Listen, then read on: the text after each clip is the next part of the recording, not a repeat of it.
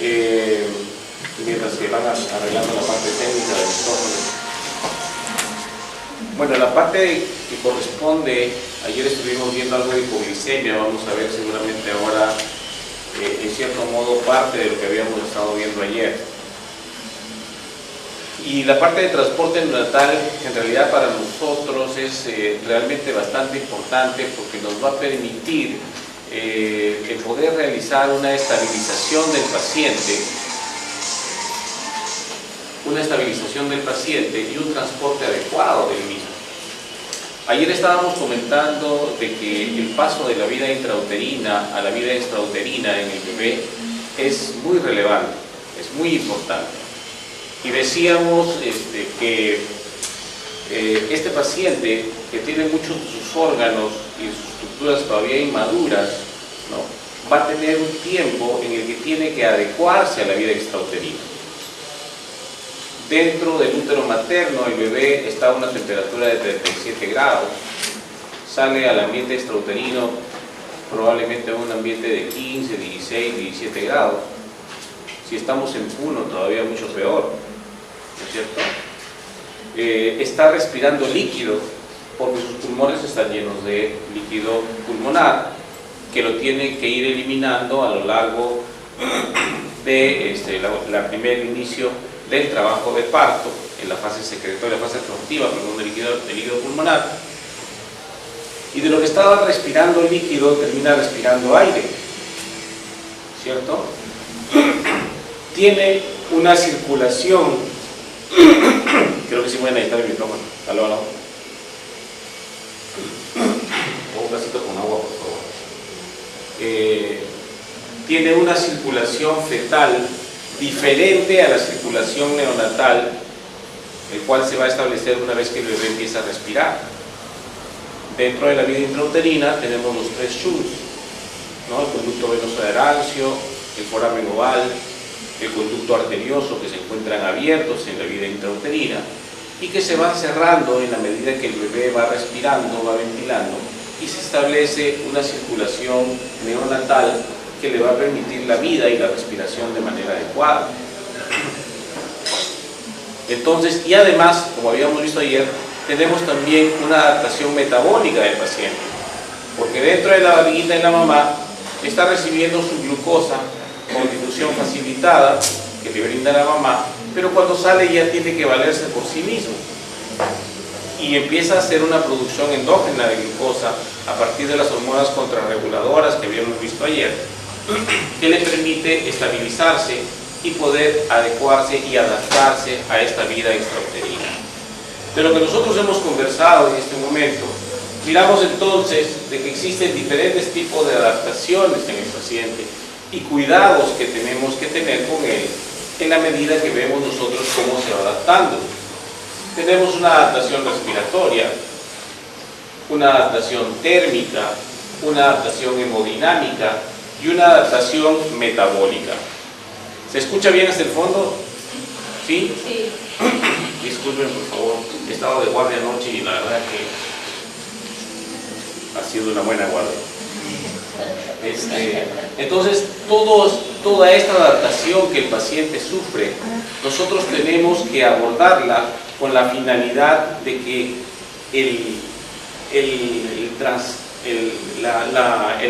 la transición entre la vida fetal y la vida intrauterina sea adecuada.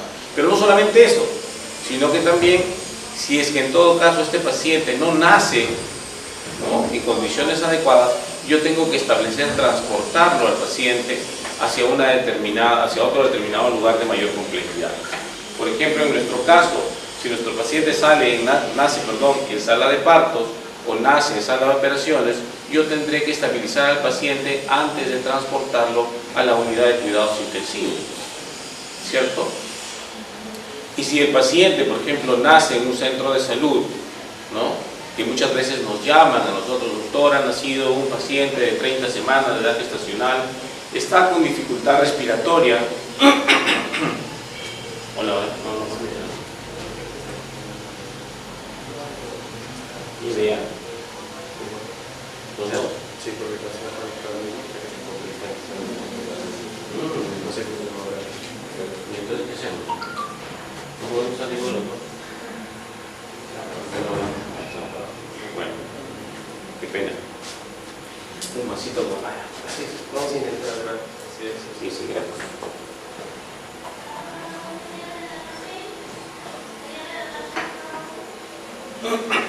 Bien. Entonces, si es que nosotros queremos referir al paciente de un centro de salud hacia un centro de mayor complejidad, pues con mucha más razón tenemos que establecer las condiciones adecuadas para que este paciente pueda ser trasladado en función de las adaptaciones que nosotros tenemos.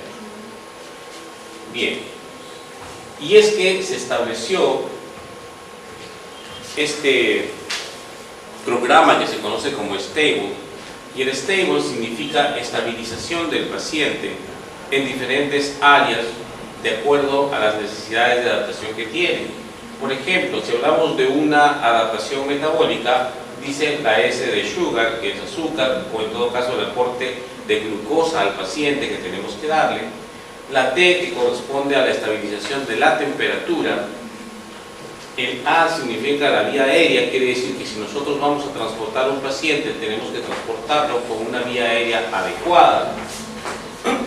Mantener una hemodinamia adecuada a través de la medición de la presión arterial, la evaluación de los exámenes del laboratorio y finalmente un apoyo emocional hacia la familia que está esperando un paciente durante 9 meses o de pronto menos, pero que tiene una gran expectativa con este paciente. Entonces les iba comentando, a veces nosotros nos llaman de otros centros y nos dicen: doctor, tenemos un paciente de 30 semanas que está con dificultad respiratoria, la mamá llegó en expulsivo y nos acaba de nacer, no sé, imaginemos en el centro, en el hospital de Santa Isabel, ¿no? No tenemos la forma de poder manejar a este paciente, nos parece que va a necesitar ventilación asistida, por lo tanto estamos refiriendo al paciente. Entonces lo primero que uno le pregunta y le dice: doctor, ¿cuánto está saturando el paciente? Doctor, está saturando 80%. Doctor, tenemos que ponerle un soporte de oxígeno. Tenemos que darle para que durante el transporte neonatal el paciente no haga hipoxia que me pueda condicionar problemas a nivel cerebral. ¿No es cierto? Y dependiendo de cuánto demore, yo le pregunto: doctor, ¿y tiene una vía endovenosa? No, doctor. Colóquele por favor una vía endovenosa con una dextrosa al 10%, ¿no? Con un volumen de 60 mililitros por kilo, con un BIG de 4.2 miligramos por kilo minuto, que eso ustedes ya lo saben, ¿cierto?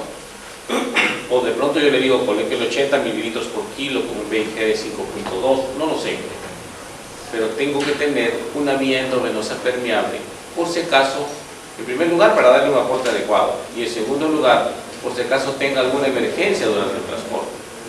Si el paciente me hace un paro respiratorio o un paro cardiorrespiratorio durante el transporte, yo tendré obviamente que administrar los medicamentos para que el paciente pueda tener un adecuado soporte hemodinámico, ¿cierto? Entonces todas estas cosas vamos a mirarlas nosotros a través de este programa que se conoce como Stable y que pretende lograr la estabilización del paciente en estas áreas de acuerdo a la adaptación que el paciente tiene. Vamos a empezar por la primera parte, que corresponde a lo que es la administración de líquidos, en este caso la administración de carbohidratos o de azúcar, ¿no? Se llama la dextrosa.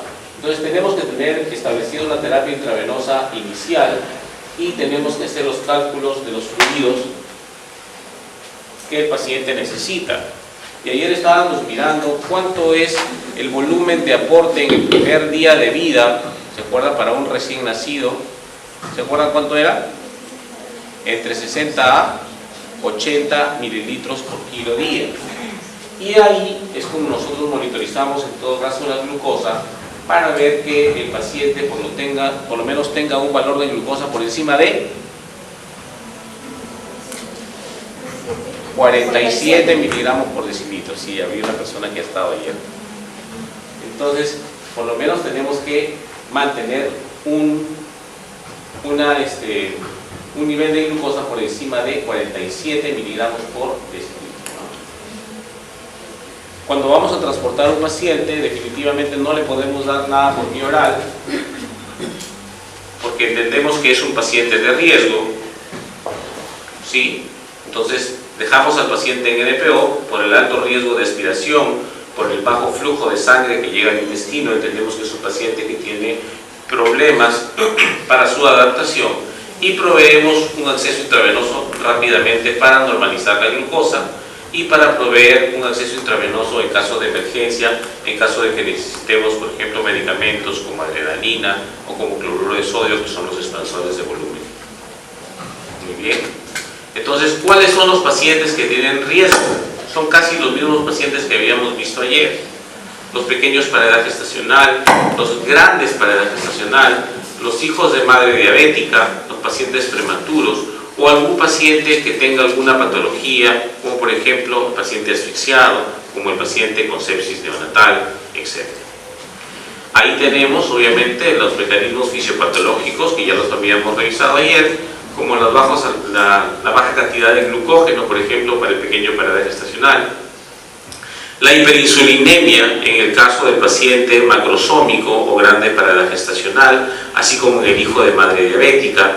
También la poca cantidad de glucógeno en el prematuro y una utilización de glucosa elevada, como en el caso de los pacientes con sepsis de 80 mililitros por kilo, con una dextrosa al 10% y sin electrolitos. ¿Cuánto saldría el VIG acá? La fórmula era 80 por 10 entre 144. Pueden utilizar por favor sus celulares, no me ofendo. ¿Me pueden decir cuánto es el VIG en este paciente?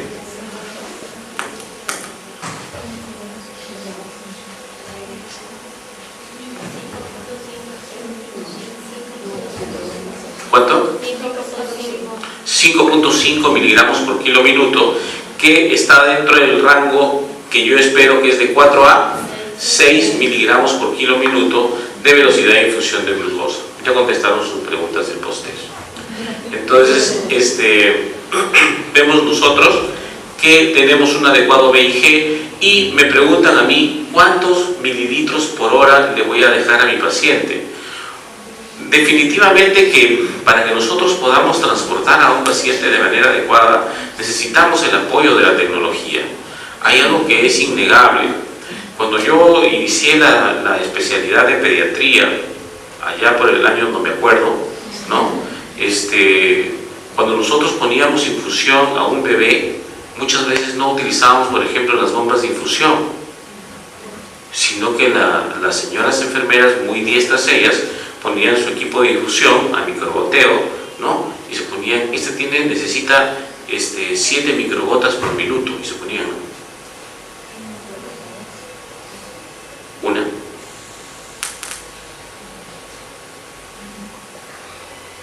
dos, ¿no? Y se ponían a contar. ¿Y qué es lo que pasaba después de un tiempo? Y le decían, tómale un control de glucosa por favor al paciente, y de pronto decía 190 miligramos por decilitro. Y cuando volteábamos a mirar, el control estaba a la mitad. Se pasó, ¿no? O de pronto el paciente me hace hipoglicemia. Actualmente, obviamente, todas las unidades de cuidados intensivos cuentan con equipos de infusión, ¿no? Con bombas de infusión a microgoteo, ¿no? Y es por eso que cuando yo voy a calcular el microgoteo de este paciente, calculo, ¿no? El peso del paciente, en este caso por el volumen que yo le estoy dando, entre 24, ¿no?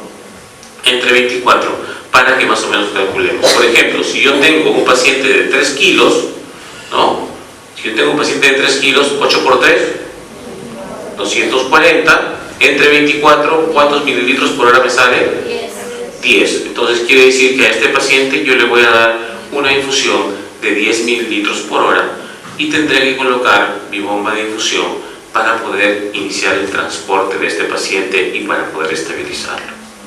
Si se dan cuenta, yo estoy dejando a este paciente en NPO porque este paciente no puede recibir, por lo menos es que yo decido transportarlo, voy a correr muy alto riesgo con él si yo le empiezo la vía oral.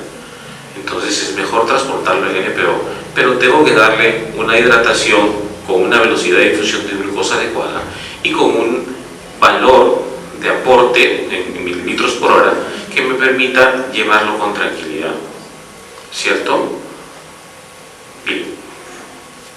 Entonces, Dicen acá, el médico ordena darle a 19 mililitros por hora y el bebé pesa 3.2 kilos.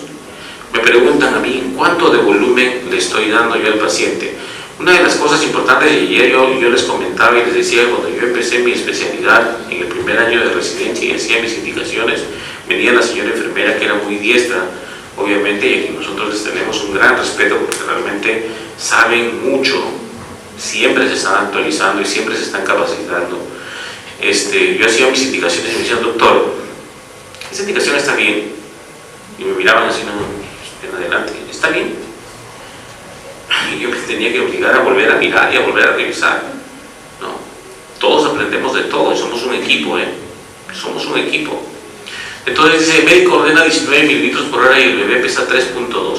Si estamos ordenando un volumen de aporte o una velocidad de infusión de 19 mililitros por hora, en 24 horas, ¿cuánto de volumen voy a tener? Tendría que multiplicar 19 por 24. ¿Pueden multiplicar, por favor? 256. ¿Cuánto salió? 256. Muy bien. ¿Perdón? 456, disculpen. 456. Ese es el volumen que voy a pasar en todo el día. ¿Sí? En todo el día. Y si yo quiero saber cuántos mililitros por kilo por día le voy a dar, tendré que dividir ese 456 entre el peso. ¿Pueden dividirlo, por favor? 142.5 mililitros por kilo día. Entonces me preguntan acá, ¿le estoy dando demasiado poco o le estoy dando mucho? Si es un paciente que está en primer día de vida, le estaría dando mucho, y ese volumen le voy a sobrecargar el corazón al paciente y no va a llegar de manera adecuada hacia donde yo quiero que llegue. ¿Qué pasa si yo le aporto muy poco? Voy a tener probablemente un paciente con hipoglicemia, ¿no es cierto? Probablemente con hipoglicemia que me pueda convulsionar, que me puede hacer hipoactividad, etcétera, etcétera, y daño cerebral finalmente. Y por lo tanto, para el stable por lo menos, la glucosa o el nivel de glucosa normal lo fijan ellos en 50 miligramos por decilitro, 2.8 milimoles por litro. Nosotros habíamos dicho que el valor que se estaba considerando en muchas de las guías neonatales era de 47 miligramos por litro, 2.6 milimoles por litro, pero que en algunas guías podían considerar hasta 50, como el caso del stable que lo considera así, ¿no? ¿Sí? Ahora, ¿por qué? ¿Por qué es importante el aporte de glucosa? La glucosa cuando entra a nuestro cuerpo sigue dos tipos de metabolismo, un metabolismo aeróbico y un metabolismo anaeróbico. Quiere decir que cuando yo respiro una adecuada cantidad de oxígeno y además estoy consumiendo glucosa, mi glucosa en presencia de oxígeno se comporta así. Miren, se comporta así y entra el ciclo de Krebs, hace una oxidación en el piruvato y entra el ciclo de Krebs y finalmente va a tener un rendimiento total de 38 ATPs. ¿Qué quiere decir esto? Energía. Para mí la energía es importante, me va a permitir cumplir con mis funciones metabólicas. Si es que yo no consumo una adecuada cantidad de glucosa, esto no va a poder ser. Pero ¿qué pasa si además no tengo suficiente cantidad de oxígeno? Imaginemos que estemos frente a un paciente asfixiado, en ausencia de oxígeno. Entonces la glucólisis va a ser una glucólisis anaeróbica y por lo tanto el rendimiento total de la energía no va a ser 38, sino va a ser solamente 2 ATPs. ¿Se dan cuenta? Porque es importante que esas dos cosas estén de la mano. Tanto la parte del aporte de glucosa para cumplir las funciones metabólicas, como también el aporte de oxígeno para que estas funciones metabólicas se puedan cumplir con la glucosa. Entonces, si no hay oxígeno, se convierte el ácido pirúvico en ácido láctico y obviamente vamos oxidando mayor cantidad, entramos en un fenómeno de oxidación y finalmente cae la producción de los ATPs, lo que nosotros conocemos como metabolismo anaeróbico. Esto ya lo conocemos, cuáles son los síntomas de la hipoglicemia, cuando hay temblor, hipotermia, temperatura inestable, presencia de cianosis, vómitos. Ayer vimos algunas figuras y algunos videos interesantes de los pacientes que tenían hipoglicemia, ¿no? Y cómo hacemos la evaluación de la glucosa en sangre. Tenemos que mirar cómo está la glucosa. Si es más de 50 miligramos por decilitro, lo dejamos ahí y empezamos el transporte del paciente hacia el lugar donde nosotros tenemos que ir. Pero si es que no es así, entonces debemos seguir valorando la glucosa. Acá sí tenemos que hacerlo con el hemoglucotest, ¿no? Cada 15 a 30 minutos hasta lograr más de 50 miligramos por decilitro en 2 pruebas consecutivas, ¿no? Si el paciente está hipoglicémico, hay que tomarle una prueba de glucosa central hasta estabilizarlo para poder transportarlo. Cuando está hiperglicémico, ¿no? Entonces hay que mirar a ver cómo es que lo vamos a transportar, porque muchas veces no necesariamente tenemos que transportarlo con dextrosa, sino con cloruro, dándole un aporte de hidratación adecuado al paciente, ¿no? Entonces, esto es lo que corresponde a lo que es la evaluación de la glucosa y cómo es que lo vamos a transportar al paciente, asegurando un aporte metabólico adecuado, ¿no? Ahora, ¿cómo es que vamos a administrar? Muchas veces, si es un paciente grande y tenemos a una enfermera diestra, por ejemplo, para la administración de una vía endovenosa, pues colocaremos una hidratación, una vía periférica, ¿no? Ahora, ¿qué pasa cuando tenemos un bebito de 30 semanas, que pesa 1500, que pesa 1200? ¿Qué pasa con ello, no? Ahí sí tendremos que buscar una vía alternativa, y en este caso lo más importante es la cateterización de la vena umbilical. Es lo más fácil que se puede hacer, ¿no? La ubicación, la vena cava inferior, por encima del diafragma, junto a la bifurcación de la aurícula derecha. Vamos a mirarlo acá, ahí estamos, miren, aproximadamente en D8 está. Este es el diafragma, ¿no es cierto? Debe entrar el catéter por aquí, ¿sí? Y llegar aproximadamente hasta este nivel. ¿Sí? ¿Correcto? ¿Sí? Catéter venoso umbilical. Hacia esta bifurcación de la vena cava inferior y la aurícula derecha. Ese es el corazón. Acostadito aquí está el corazón, y esto corresponde a lo que es la figura de la aurícula derecha. Entonces, hasta ese nivel debe llegar el catéter. ¿Sí? Cuando está muy metido, por ejemplo está en D6 o en la torácica 6, entonces tenemos que retirar el catéter hasta dejarlo a nivel del diafragma o a la entrada de la aurícula derecha, ¿no? Eso es lo que deberíamos hacer. Vamos a mirar cómo es la técnica para la colocación del catéter umbilical. En realidad, cuando nosotros nos abocamos a la colocación del catéter umbilical, cuando el venoso, no es en realidad tan difícil como pensamos, ¿no? Estos son los materiales que necesitamos: una pinza iris, 2 pinzas mosquito curva pequeña, una pinza de disección, una tijera iris, un portagujas, una hoja de bisturí y el mango de bisturí para el manejo del bisturí, ¿cierto? En los equipos, la seda negra, 2 jeringas descartables, cloruro de sodio, heparina, para tratar de mantener este catéter permeable, 2 llaves de triple vía, gasas estériles y campos estériles. Ese es nuestro material, siempre tratando de mirar lo que es asepsia, antisepsia. Manejamos la clorexidina al 1%, inclusive diluimos esta clorexidina todavía mucho más, que normalmente viene al 2%. Nuestro equipo es varios tipos de catéteres, ¿no? Catéter radiopaco venoso 5 a 8 French, o el radiopaco arterial de 3 a 4 French, más la clorexidina, en realidad es al 1%. Ahora,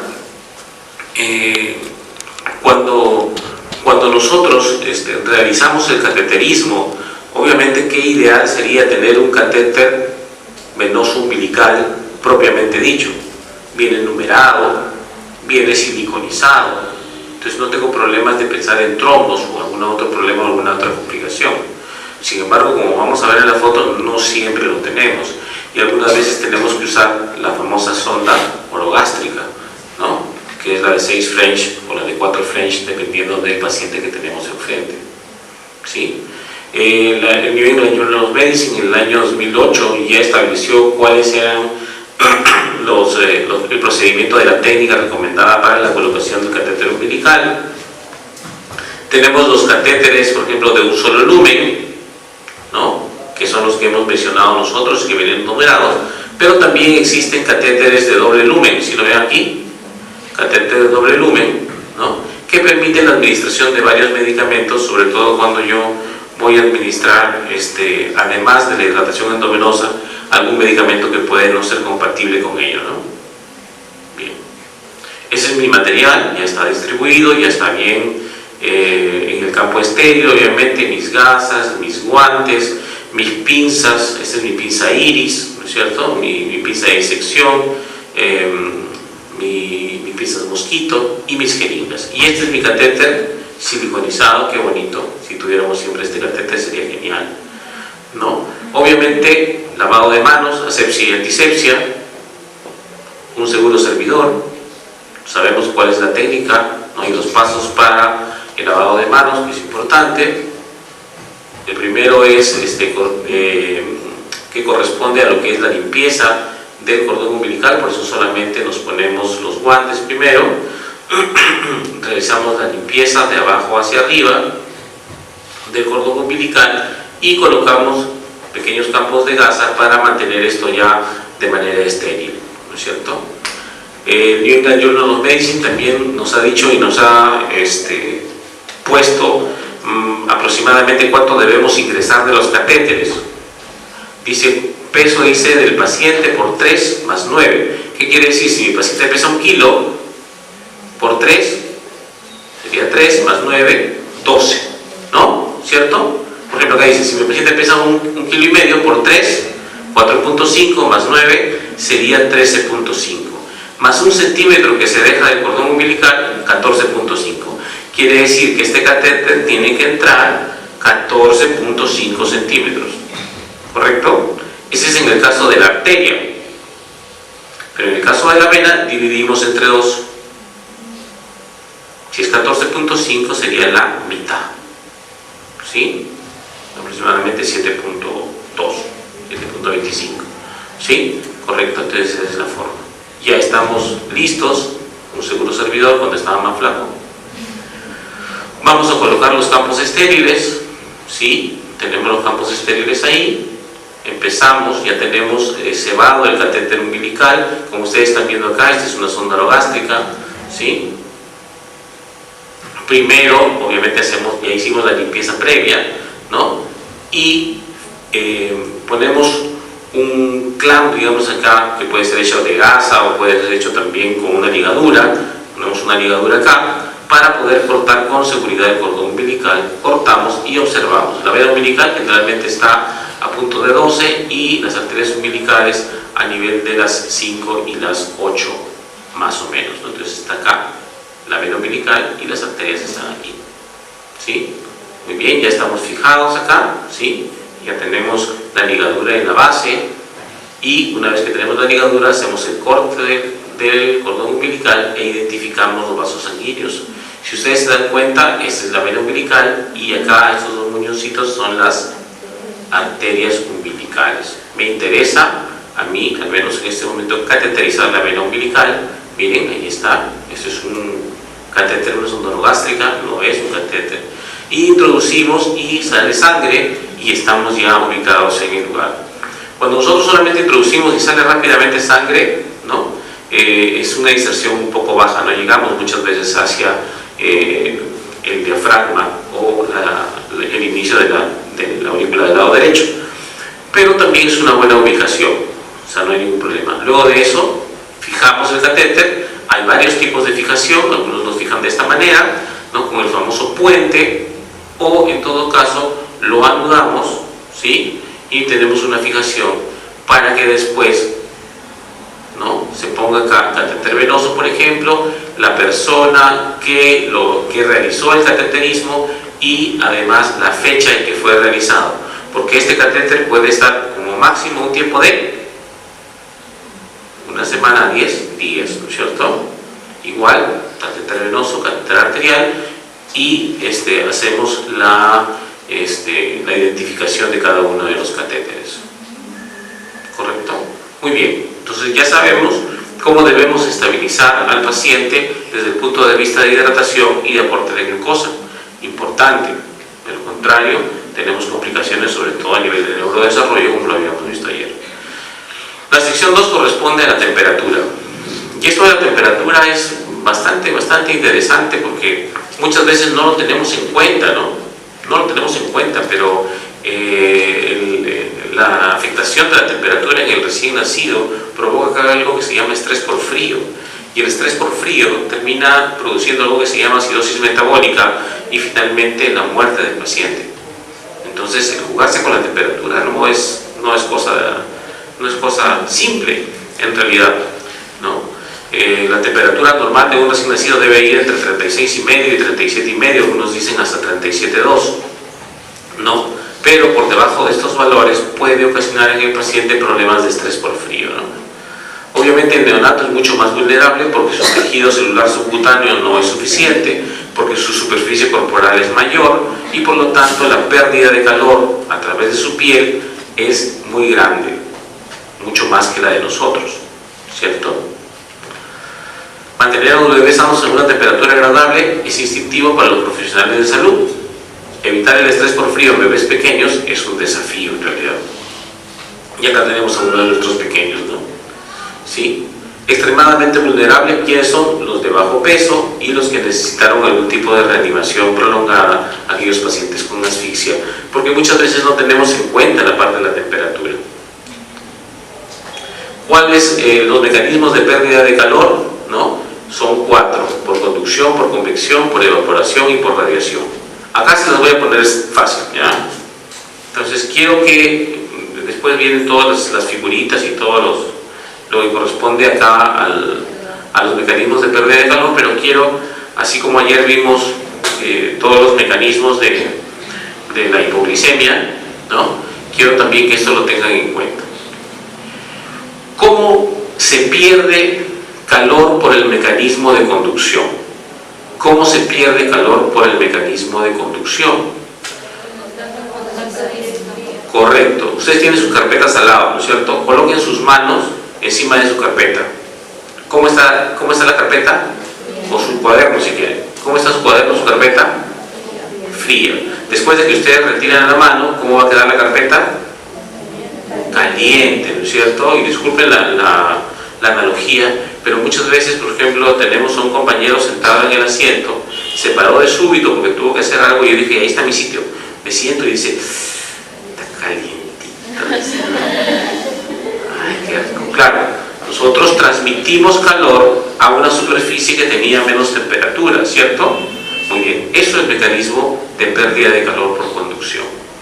Por lo tanto, si es que yo tengo a mi bebé que está naciendo con una temperatura de 37 grados y yo lo voy a colocar sobre una servocuna que está fría y yo lo voy a colocar sobre unos campos que no han sido precalentados, ¿no es cierto? ¿Qué va a pasar con mi paciente? Se va a enfriar, ¿no es cierto? Se va a enfriar. Entonces eso es algo que no puede suceder. Y parece mentira, pero nosotros tenemos que tener el conocimiento de que 15 o 20 minutos antes de que yo recibiera a mi bebé, yo tengo que encender la incubadora o la servocuna o tener de pronto mi foquito sobre mi cuna donde voy a recibir al bebé para tener mis campos precalentados y tener mi cuna precalentada. Se dice que mi incubadora debería estar entre 32 a 34 grados centígrados, ¿no? Para poder recibir a mi paciente. Y eso es un mecanismo de pérdida de calor importante. Segundo, la pérdida de calor por convección. ¿Cómo es la pérdida de calor por convección? Las corrientes de aire, perfecto. ¿Qué más me gustaría a mí que prendieran el aire acondicionado? ¿No? Excelente, con este calor y yo con saco. Entonces, si es que prenden este aire acondicionado en la sala de partos, obviamente va a generar una disminución de la temperatura en el paciente.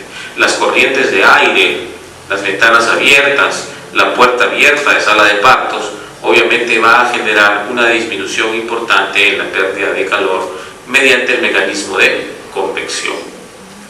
La evaporación, claro que sí. No sé si a ustedes les ha pasado, creo que alguna vez le pasó a quien habla, ¿no? A veces uno va a llegar tarde a la exposición y se mete corriendo a la ducha, ¿no? Esperando que tenga agüita caliente y mi agüita caliente, qué bacán, ¿no?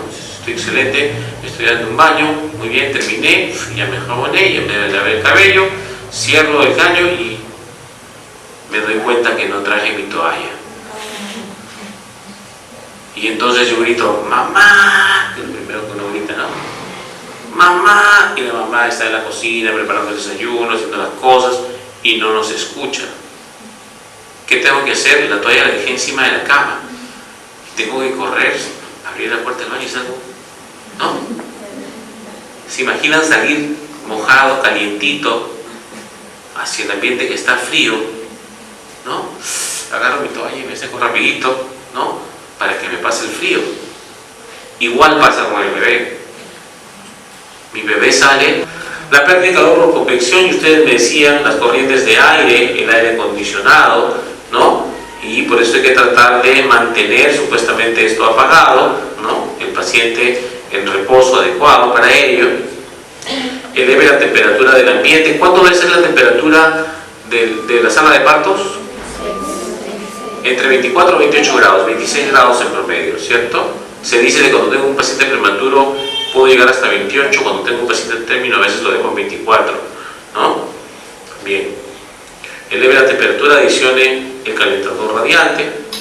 El calor partido por evaporación, el baño, la ropa húmeda, el momento del parto, entonces son cosas que tenemos que evitar. Hay que secar bien al paciente, cambiarle la ropa húmeda, usar con cuidado el calentador radiante, no bañar a los recién nacidos que tienen algún problema. En general se dice que por lo menos las primeras 24 horas hay que diferir el baño, ¿no? La pérdida de calor por radiación, los vidrios y las paredes frías que pueden estar alrededor, que también pueden ocasionar pérdidas de calor por este mecanismo que es el mecanismo de radiación, ¿no es cierto? Usar la incubadora con paredes dobles, usar el servocontrol no manual y mudar afuera de los vidrios y las paredes. Cuando yo voy a transportar a un paciente, tengo que utilizar mi incubadora de transporte. Por favor, yo entiendo y ustedes me dirán, doctor, pero en mi centro de salud, en mi posta o en mi hospital yo no tengo una incubadora de transporte, doctor. Y entendemos eso, porque muchas veces nosotros recibimos neonatos que los traen en brazos, ¿no? Que los traen en brazos, a veces los traen de sitios de la Sierra Salud, de sitios de la Sierra, y a veces le acomodan sus cositas, le ponen una cunita, pero le ponen su pellejito de oveja, ¿no? Lo calientan bien bonito, ¿no? Y lo traen al bebé, cuidando justamente el calor en estos pacientes o la alteración de la temperatura. Es válido también eso, es válido. Pero que no sea esa justificación para que nosotros, una vez que tenemos conocimiento de la importancia de la temperatura en el bebé, que nosotros no exijamos. Y vamos a ver, por ejemplo, el uso del CPAP nasal en un rato más en la exposición. Y vamos a ver que de todas maneras es necesario no tener el CPAP artesanal, sino el CPAP de burbuja. Bien, vía aérea, y aquí estamos llegando ya. La vía aérea, la idea, disculpen, evaluar la insuficiencia respiratoria del paciente, indicaciones para ventilación con presión positiva e intubación endotraqueal, asistiendo con intubación en función de los tubos endotraqueales que yo voy a necesitar, y la evaluación probablemente de problemas como en el caso de neumotórax. Entonces hay que valorar si el paciente está o no está con insuficiencia respiratoria, ¿no? Nosotros miramos el grado de dificultad respiratoria a través de un test que se llama el test de Silverman-Anderson, ¿no? En donde vemos, por ejemplo, si el paciente tiene tiraje, si tiene disociación toracoabdominal, si tiene erectema nasal, si tiene presencia de cianosis, ¿no es cierto? Vamos a ver por ahí también una fotito.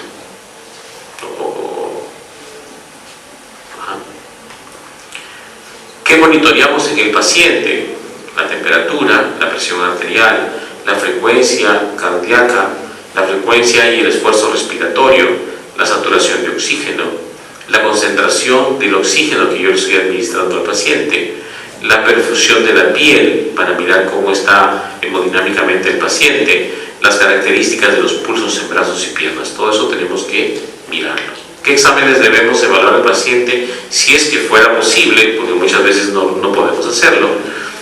Una radiografía de tórax, de abdomen, la presencia de gases arteriales y por lo menos una hemoglobina y un hematocrito para mirar si el paciente va a tener una buena respuesta al momento que yo tenga que abordarlo desde el punto de vista hemodinámico. Perdón. Ahí, ya. Una cosa es la frecuencia respiratoria y otra cosa es el esfuerzo respiratorio.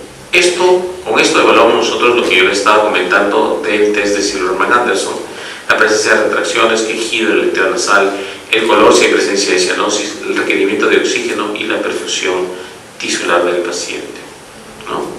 Si el paciente tiene menos de 40 respiraciones por minuto, ¿no? Entonces tenemos una bradypnia en el bebé, ¿cierto? Y obviamente vamos a tener probablemente dificultad respiratoria y una respiración débil. Si el paciente está en apnea, no respira.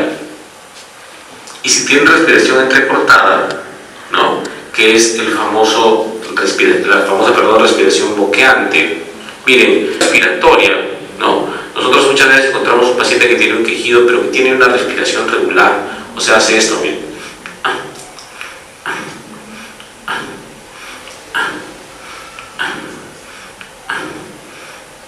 Su respiración es regular, pero tiene cansancio, tiene dificultad respiratoria y probablemente quejido respiratorio. Cuando el paciente está en apnea no respira, pero cuando el paciente tiene respiración entrecortada, generalmente hace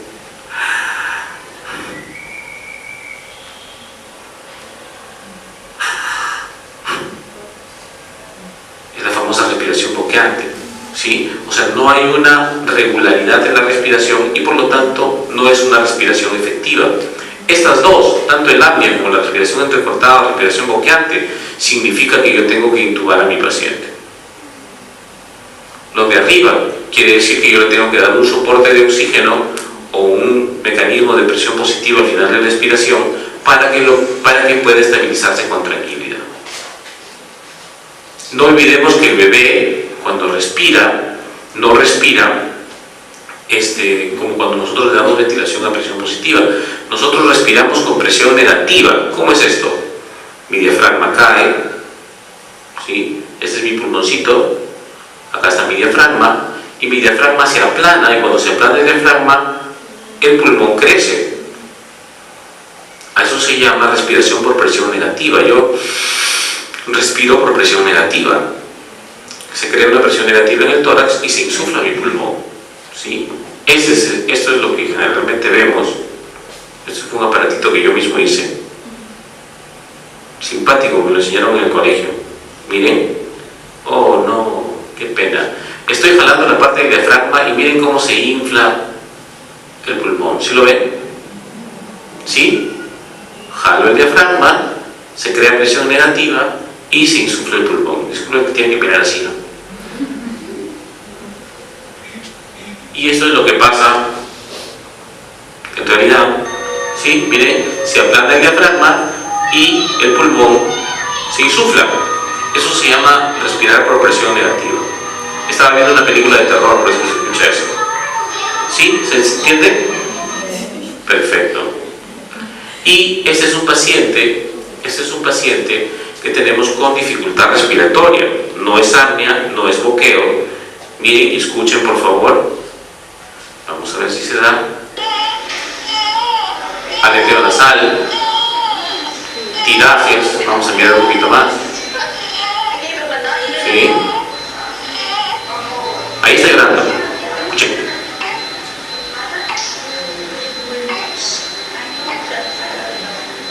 ¿Sí ven? ¿Sí? La magia de YouTube. Este es un paciente con dificultad respiratoria. Cuando el paciente está con dificultad respiratoria y tiene este tipo de quejido, me está diciendo a gritos: doctor, por favor, señorita enfermera, por favor, colóqueme un CPAP nasal. El quejido expiratorio es un mecanismo de nuestro cuerpo para evitar que nosotros perdamos aire. Me explico. Cuando yo respiro, mi alvéolo se infla, y cuando yo expiro, mi alvéolo se desinfla. Pero no se desinfla completamente, se debe desinflar hacia un determinado volumen, porque si se colapsa el alvéolo, produce atelectrauma, daño, y no va a poder respirar por ese alvéolo. Entonces yo tengo que tener una presión que infle y que desinfle el alvéolo, pero no hasta colapsarlo, sino mantenerlo abierto. Entonces cuando yo tengo, por ejemplo, un paciente con membrana hialina, ¿no?, que tiene déficit de surfactante, entonces mis alvéolos se me están colapsando. ¿Qué hace mi cuerpo? Evita que salga todo el aire. Entonces yo voy a expirar, y antes de que termine de expirar, ¡plum!, se cierra mi glotis. Y entonces yo hago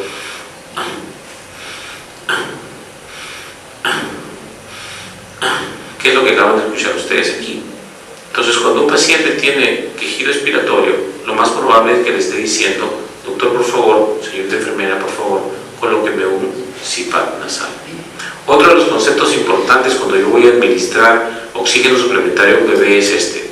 Miren cómo está la temperatura en la parte externa del cuerpo, está a 22 grados más o menos, y la humedad es más o menos de 7 miligramos por litro. Miren cómo está la temperatura a nivel de la bifurcación bronquial, está a 37 grados, y la humedad está a 44 miligramos por litro. ¿Se dan cuenta? Casi está 6 veces, o está más de 6 veces la humedad a este nivel. Por lo tanto, cuando yo le administre oxígeno suplementario a un bebé, tiene que ser un oxígeno calentado y humidificado. Eso es de ley. Yo les voy a pedir que ustedes traten de respirar 10 veces con la boca abierta. Respiren 10 veces con la boca abierta. ¿Cómo termina su garganta? Imagínense eso en un bebé que yo no tengo con CPAP o que yo no tengo intubado, etcétera, etcétera. No puede suceder eso. Y eso es algo que nosotros tenemos que reclamar en todos nuestros centros, en nuestras posas, en nuestros hospitales, que cuando yo voy a administrar oxígeno a un paciente, tiene que ser humidificado y calentado. De todas maneras, doctor, pero no tengo calentador humidificador. Hay que buscar la forma de poder tenerlo. No digo que sea fácil, nosotros empezamos la lucha así. Humedad de la vía respiratoria. Muy bien, y el famoso CPAP nasal, la recomendación después del nacimiento, inclusive en sala de partos, cada vez nosotros estamos aplicando CPAP nasal, bastante interesante. Miren, el CPAP nasal versus intubación al nacimiento para niños de muy bajo peso. Ese es un trabajo del doctor Peter Davis. Se evaluaron 610 recién nacidos entre 25 y 28 semanas de edad gestacional y se miró, el CPAP nasal y la ventilación mecánica, el esfuerzo respiratorio constante en los primeros 5 minutos de vida. Miren cómo les fue, miren cómo les fue. Los pacientes que recibieron CPAP nasal necesitaron menos cantidad de surfactante que los pacientes que fueron intubados. Los pacientes que recibieron CPAP se murieron menos o requirieron menos oxígeno a los 28 días de vida. Y los pacientes que recibieron CPAP nasal recibieron menos oxígeno o se murieron menos a las 36 a las 40 semanas de edad gestacional corregida. El CPAP sigue siendo un instrumento muy importante para nosotros, para mantener justamente esa capacidad residual funcional en el paciente que le permita un intercambio gaseoso adecuado. En algún momento se decía que el CPAP nasal era la vedette de la neonatología. Todo el mundo la quería tener. Y sigue siendo. Ahora el CPAP nasal está modificándose por tecnología, ya no se usa el CPAP de burbuja, se está usando actualmente los CPAPs electrónicos que dan un PEP supuestamente adecuado para esos pacientes. Bien, este es el CPAP nasal, ¿no es cierto? Tenemos una fuente de oxígeno, un calentador humidificador, va hacia la carita del paciente y termina en una trampa de agua con un nivel de agua por debajo de esta que le permite dar una presión positiva al final de la expiración, que le permite respirar y mantener una capacidad residual funcional adecuada en el paciente. Muy bien, cada vez más en sala de partos, voy a ir avanzando. Mientras más usamos CPAP, pues menos cantidad de intubaciones tenemos en los pacientes. Creo que se me está acabando la pila. Sí. Y miramos nosotros que cuando yo tengo un paciente, por ejemplo, estoy acá, lo he estimulado y yo veo que se recupera, pero que tiene dificultad respiratoria o no es persistente, entonces en mi algoritmo dice que yo puedo considerar el uso de CPAP. Pero si el paciente no respira, está con apnea o respiración boqueante, que también es conocida como gasping, entonces yo tengo que darle ventilación a presión positiva o de pronto intubarlo, ¿sí?, para el transporte. Eso es parte de mi unidad, son las losetas de mi unidad. Y aquí está el oxígeno empotrado y el aire empotrado es color verde y es color amarillo, por indicación internacional. Estas mangueritas verdes que llevan oxígeno y aire entran acá al mezclador o blender, salen a través del flujómetro, a través de de esta manguerita verde también, ¿sí? Llegan hacia el humidificador calentador, salen a través de esta tubuladura azul, ¿sí? Que es la humidificación y calentamiento que habíamos estado diciendo, y se va hacia el bebé a un flujo de 8 litros por minuto, llega a la necesidad del bebé, sale del bebé, lado respiratorio, y termina en una trampa de agua para dar una ventilación a presión al final de la respiración que le permita al sistema mantener los alvéolos abiertos y un buen intercambio gaseoso. Esa es la presión positiva al final de la vía aérea.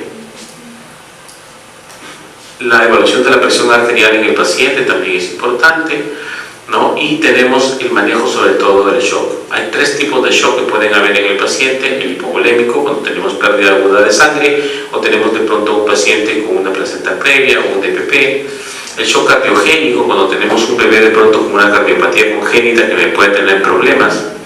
El shock séptico, hijo de mamá con poliomioelitis, antecedentes de infección de vías urinarias, ¿no? Líquidos amnióticos malolientes, etcétera, que pueden condicionar problemas en el paciente, sobre todo problemas de tipo hemodinámico, ¿no?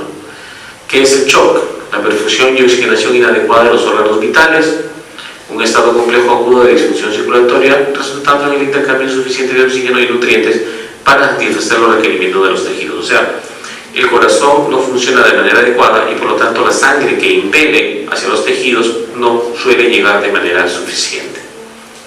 El shock hipovolémico, se habla por hipovolemia, el cardiogénico, una falla en el corazón, y el séptico con un problema de infección, ¿no es cierto? El shock hipovolémico ya lo habíamos conversado: pérdidas de sangre, placenta previa, a veces, bueno, daño en el ombligo con pérdida de sangre, la transfusión feto-fetal a nivel de un gemelo a otro, las hemorragias a nivel de cuero cabelludo, los famosos cefalomatomas.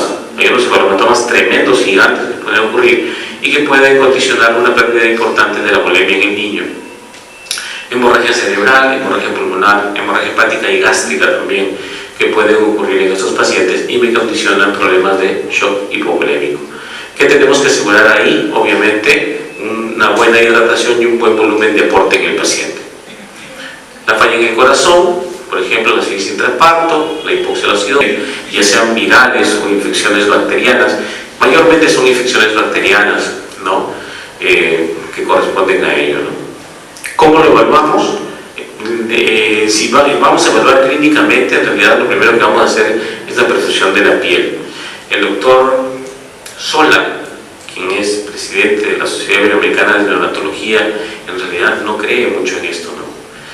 La perfusión tisular puede ser engañosa. Es mucho mejor hacer la evaluación de la presión arterial no por el mecanismo palpatorio, que siempre hacemos, sino por el auscultatorio, que son los famosos manguitos y el monitor que supuestamente tenemos para evaluar la presión arterial en el paciente, que puede ser variable en el recién nacido, ¿no? Miren ahí, por ejemplo, presionamos y miren cómo queda esto, y una vez que soltamos el dedo contamos, ¿no? Decimos 1001, 1002, 1003. Si pasa más de 3 segundos, el bebé está con mala perfusión tisular, ¿no? Y probablemente no esté con un adecuado manejo de la bomba del corazón, ¿sí?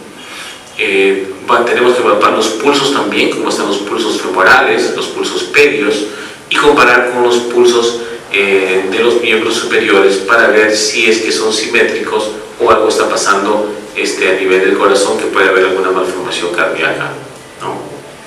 Evaluamos si es que hay taquicardia mayor de 180 latidos por minuto o bradicardia menos de 100 latidos por minuto, o la presencia de un soplo cardíaco, ¿no?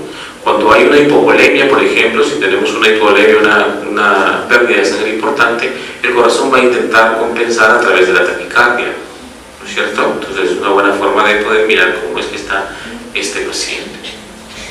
¿Qué evaluamos? El esfuerzo respiratorio igual, la presión arterial y la valoración de los gases en sangre para ver si es que no hay acidosis respiratoria, metabólica o mixta, ¿no? Cualquiera de ellos dos, ¿sí? Mejorar la contractibilidad cardíaca, eso es el tratamiento. Mejorar la perfusión y oxigenación de los tejidos y disminuir el metabolismo aeróbico a través de la acumulación del ácido láctico. ¿Cómo es esto? ¿Cómo mejoramos la contractibilidad cardíaca? Tenemos que utilizar drogas. La más usada es la dopamina, ¿no es cierto? La dopamina. Es un poco complicado en realidad tratar de manejar dopamina a veces cuando nos mandan un paciente. En este caso deberíamos tratar de agilizar el transporte lo más pronto posible. ¿Cómo mejoramos la perfusión y la oxigenación de los tejidos? ¿No? Tenemos que administrar obviamente oxígeno para tratar de mantener una saturación de oxígeno entre 85 y 95% para el paciente, que me permita manejar, ¿no?, el aporte de glucosa que yo tengo. No olvidemos que si yo le aporto glucosa a mi paciente, también tengo que darle una buena cantidad de oxígeno para que esté entre un metabolismo aeróbico y pueda generar los ATPs que yo necesito. Entonces miren acá, si hay una perfusión baja de los tejidos, hay una disminución de la oxigenación de los tejidos, aumenta, como no hay oxígeno, aumenta el metabolismo anaeróbico y aumenta la acumulación de ácido láctico y caen los ATPs, ¿no es cierto? Obviamente, si es que el corazón no está funcionando bien, esto es lo que pasa con la perfusión de los tejidos. ¿Qué hago? Como ya comentaba, la dopamina. La dosis, 5 a 20 microgramos por kilo minuto. En realidad, esto puede encontrarlo fácilmente en cualquier texto, no hay ciencia en esto, pero la dopamina sigue siendo la droga de elección para mejorar justamente la contractibilidad cardíaca y el inotropismo del corazón, ¿no? Reglas de uso para la dopamina: proporcionar el apoyo necesario de volumen. O sea, antes de administrar la dopamina tengo que asegurar que el bebé haya recibido un volumen adecuado, ¿no? Yo no le voy a dejar poco volumen y le voy a dejar dopamina porque no va a tener cómo manejar el volumen que yo le doy, ¿sí? Usar otro catéter intravenoso o catéter umbilical para la infusión. La dopamina tiene que administrarse por una vía endovenosa central. Nunca por un catéter umbilical arterial u otro catéter arterial, tiene que ser siempre venoso. Siempre utilice una bomba de infusión, porque si se pasa demasiado la dopamina, corremos riesgo de tener efectos indeseables en el bebé. Podemos causar hemorragias intracraneales inclusive. Nunca uso bolos fluidos dentro de los catéteres de dopamina. Monitoree la extravasación, que es cuando lo administramos por catéteres periféricos, y monitoree la presión arterial y la frecuencia cardíaca cuidadosamente, ¿sí? Y la última parte corresponde a los resultados de laboratorio. ¿Qué exámenes de laboratorio voy a pedirle a mi paciente? Bueno, ya por lo pronto ya he pedido glucosa, ¿no?, que sabemos. Si tenemos a un paciente con una infección, definitivamente tengo que pedir un hemograma por lo pronto, ¿no? Si tengo signos clínicos de sepsis, tengo que pedir también un hemocultivo y la utilización de terapia antibiótica si es que fuera necesario, ¿no? Obviamente que el paciente recién nacido, ¿no?, tiene muy alta incidencia de infección, porque es un paciente cuya inmunología todavía no está completa al 100%, por lo tanto puede tener un alto riesgo de presentar infecciones. ¿Cuáles son algunos factores de riesgo? La ruptura prolongada de membranas, el nacimiento prematuro, la infección o enfermedad materna reciente, como las infecciones de vías urinarias, la ruptura prolongada más de 18 horas, el trabajo de parto prolongado y la instrumentación durante el parto, como el parto por forceps, ¿no?, o vacuum, ¿no es cierto?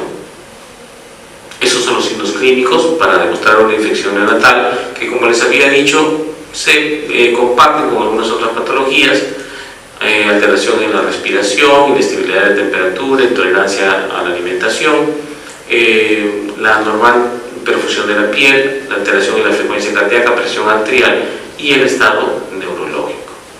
Eso es lo que nosotros pedimos: el hemograma, el cultivo, los niveles de glucosa, que decíamos que a veces se comparte, ¿no?, la patología de la hipoglicemia a veces con las infecciones, y la presencia de gases en sangre, ¿no? Vamos a mirar un poquito más. Sí, estos son los criterios diagnósticos para pensar en una infección en un recién nacido. Quiero que presten atención acá. Miren, cuando yo hablo de una infección neonatal y yo le tomo un hemograma a un paciente, miren cuánto es el valor de leucocitos mínimo dentro de la primera semana para que yo tenga que decir que el paciente está infectado. Por lo menos tengo que tener más de 34.000 leucocitos. Es un montón, ¿no? Porque muchas veces nosotros vemos ya si uno se toma ahorita un hemograma y dice: ¿cuánto tienes de leucocitos? Tengo 18.000. Uy, ¿estás mal? por ahí debe haber alguna infección, algo que está pasando, una infección de vías urinarias, alguna cosa, ¿no? En el caso del paciente recién nacido, puede tener hasta 34.000 y puede ser normal, ¿sí? Entonces eso que no nos asuste, porque muchas veces vemos una leucocitosis y decimos no hay que poner antibiótico al paciente, no es así. Y miren, y después de la segunda semana, 19.500. La relación entre inmaduros sobre neutrófilos más de 0.2 en los primeros 10 días y de 0.16 en las siguientes 2 semanas. Rapidito nada más para terminar con esto. ¿Cuáles son los inmaduros en el hemograma? ¿Se acuerdan ustedes? El hemograma tiene abastonados, segmentados, ¿no? Eosinófilos, basófilos, monocitos y linfocitos. ¿Se acuerdan cuáles son las células más inmaduras? ¿Se acuerdan? ¿Sí? Por ahí lo dijeron, pero los abastonados, ¿no? Los abastonados. Quiere decir que si yo tengo, por ejemplo, ya lo van a hacer también, yo tengo 20.000 leucocitos en mi hemograma, ¿ya? Tengo 12 abastonados, ¿ya? No, tengo 15 abastonados, ¿ya? Tengo 15 abastonados, ¿sí? Y tengo 45 segmentados, ¿sí? La relación de inmaduros es abastonados sobre neutrófilos. Los neutrófilos es la suma de abastonados más segmentados. O sea, 45 más 15, ¿cuánto es? 60, ¿no es cierto? Entonces, tendríamos que dividir 15 entre 60, abastonados entre neutrófilos totales. ¿Cuánto sale? 0.25, ¿sí? Bien, la relación entonces salió más de 0.2 y a pesar de yo tener solamente 20.000 leucocitos, que no cumple el primer criterio, sí tengo el segundo. Entonces yo puedo sospechar de que este paciente sí tenga un proceso infeccioso. Total de inmaduros, más de 1.500. ¿Cómo es esto? Si yo tengo 15%, como me he dicho, 15% de abastonados y tengo 20.000 leucocitos, ¿cuánto es el 15% de 20.000? ¿Pueden sacarlo? El 15% de 20.000. 15 entre 100 por 20.000. ¿Cuánto sale?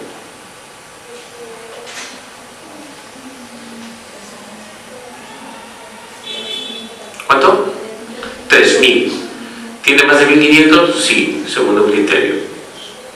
Este paciente muy probablemente esté infectado. Neutrófilos totales menos de 1.000. Ese es otro criterio cuando hay neutropenia. Granulaciones tóxicas. Trombocitopenia menos de 80.000, tengo que valorar plaquetas en este paciente. Y la famosa proteína C reactiva, ¿no? Cuando es más de 1 miligramo o 10 miligramos por litro. Bien, entonces ese es el diagnóstico. Se tiene que pedir un hemocultivo, se hace una punción lumbar, urocultivo, los test hematológicos del hemograma, el PCR, los reactantes de fase aguda también para el paciente, que es lo que tenemos que hacer. Entonces, eso es lo que valoramos generalmente a nivel de los test de laboratorio, ¿no? Y con esto, teniendo en cuenta obviamente la parte respiratoria, la parte del aporte metabólico y la parte de la temperatura, yo tengo que estabilizar a mi paciente para poder transportarlo, ¿no es cierto? Si es que yo no tengo esto, no lo transporto. Antiguamente, como les digo, nosotros nos pasaba eso. Nosotros llevamos pacientes en sala de partos y como teníamos necesidad de llevarlo corriendo para que lo puedan intubar al paciente y para que puedan usar la ventilación mecánica y no teníamos incubadora de transporte, lo agarramos, lo volvíamos en las colchitas y lo íbamos corriendo con el bebé en brazos, ¿no?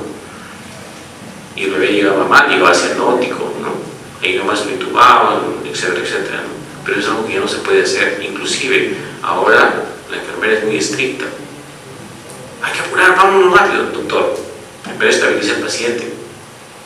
El paciente no se mueve mientras no está estable.